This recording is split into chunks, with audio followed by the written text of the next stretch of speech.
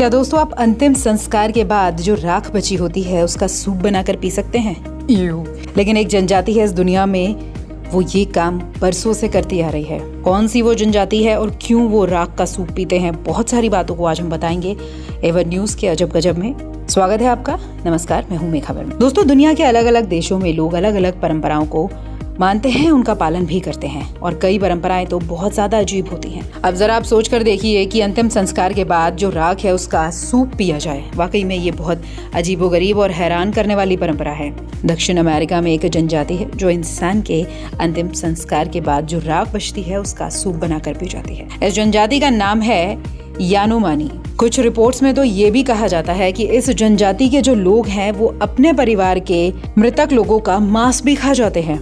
इस जनजाति से ये परंपरा क्यों जुड़ी है और ऐसा क्या कुछ इसमें खास है जिसकी वजह से ये इसका पालन करते हैं? दक्षिण अमेरिका में यानोमानी जनजाति रहती है और दुनिया में जो लोग हैं इस जनजाति को यानम या फिर सिनेमा के नाम से भी जानते हैं। दक्षिण अमेरिका के अलावा ये जनजाति वेनेजुएला और ब्राजील के कुछ जगहों में भी पाई जाती है। इस आदिवासी जनजाति की सभ्यता पश्चिमी सभ्यता से बिल्कुल अलग है। जनजाति के जो लोग हैं वो अपनी ही संस्कृति और परंपराओं का पालन करते हैं आज भी। यहाँ पर हर चीज की परंपरा दोस्तों काफी अलग है और अंतिम संस्कार की परंपरा तो और भी अलग है। इस परंपरा को यहाँ पर एंडो कैनिबलिज्म कहा जाता है। परंपरा का पालन करने के लिए इस जनजाति के लोग अपने परिवार के मृतक शख्स का मांस खाते हैं।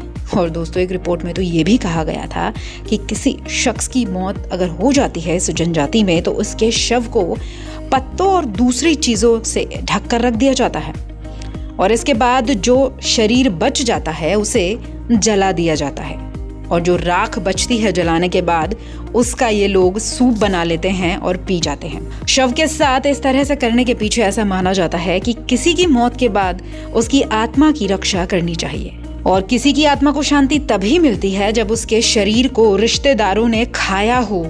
इतना ही नहीं, अगर ये सूप बनाकर नहीं पी पाते तो ये किसी भी तरीके से राख को खा लेते हैं, तभी जो शख्स मरा है उसकी आत्मा को शांति मिलेगी।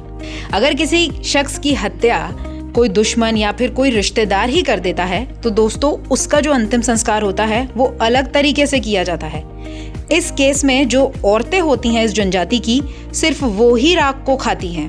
वाकई में दोस्तों, जितनी बड़ी दुनिया होती है उतने ही बड़े ना दुनिया में अजीबोगरीब चीजें भी सामने आती हैं। रोचक बातों के लिए आपको चैनल को सब्सक्राइब करना है। Then do subscribe this channel, share this video if you like this video.